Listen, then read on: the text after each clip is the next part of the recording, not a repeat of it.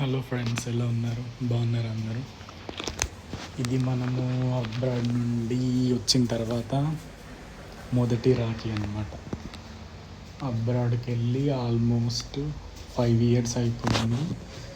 ఈ 5 సంవత్సరాలలో నేను ఇంటికి 2 సార్లు మాత్రమే వచ్చిన. 4 సంవత్సరాలు గడిచిన తర్వాత ఒకసారి, మళ్ళీ ఇప్పుడు. సో ఇది రెండోసారి. లాస్ట్ టైం వచ్చినప్పుడు రాఖీ పౌర్ణమి అప్పుడు రాలేదు కాబట్టి రాఖీ కట్టుకోవడానికి కుదరలేదన్నమాట. సో ఈసారి వచ్చినప్పుడు మాత్రం అన్నీ కలిసి వచ్చినాయి. సో రాఖీ పౌర్ణమి కూడా ఇందులోనే మిక్స్ అయిపోయింది. 5 సంవత్సరాల తర్వాత రాఖీ కడుతున్నారు కదా, ఇంట్లో అందరూ బాగా హ్యాపీగా ఉన్నారనమాట. ఎస్పెషల్లీ అయితే మా అక్క బాగా హ్యాపీగా ఫీల్ అయింది. పెద్ద అక్క కూడా ఉంది, పెద్దక్క వస్తుంది సాయంత్రం.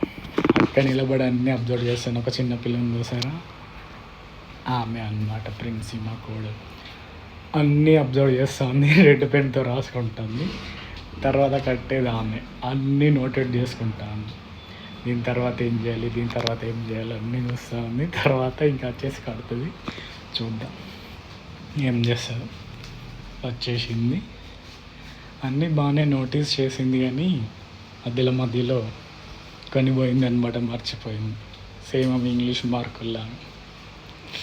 ఆమెకి ఇంగ్లీష్ మార్కులు అంటే వచ్చిన తర్వాత ఆమెను అడుగుద్దాం. చేసింది కానీ కాకపోతే ఇంకా చివరికి వచ్చేసరికి వాళ్ళ మమ్మీ హెల్ప్ చేయాల్సి వచ్చింది. అంతే కదా, మమ్మీ హెల్ప్ చేయలేకపోతే పాపం ఫ్రెండ్స్ కూడా ఏం చేయలేదు. అంత బాగానే కష్టపడింది, కానీ రాఖీ కట్టే టైంలో ఎలా కట్టాలని మర్చిపోయినట్టుంది.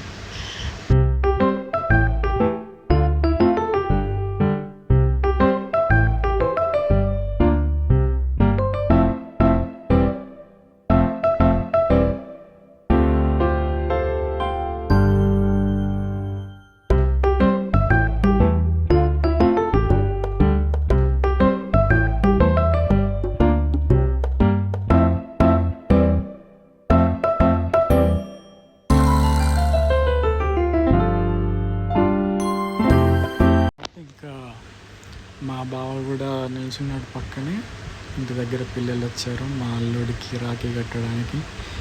చూసారా, చూడ్డానికి ఎంత అమాయకంగా ఉన్నాడు, కానీ మస్తు అల్లరి చేస్తాడు వీడు. వాడికి ఎంత తెలివి ఉందంటే వాడిని ఎవరు ఎత్తుకోవాలో కూడా వాడికి తెలుసు. నచ్చని వాళ్ళు ఎత్తుకుంటే అస్సలు ఉండదు. ఆ కట్టే చిన్న పాపను చూసారా, అవంటే వాడికి బాగా ఇష్టం అనమాట.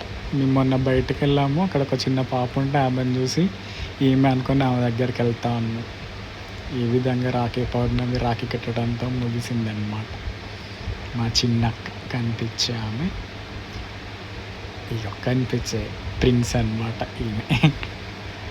ప్రిన్సీ, వాళ్ళ తమ్ముడు, వాళ్ళ డాడీ, చివరిగా నేను, మా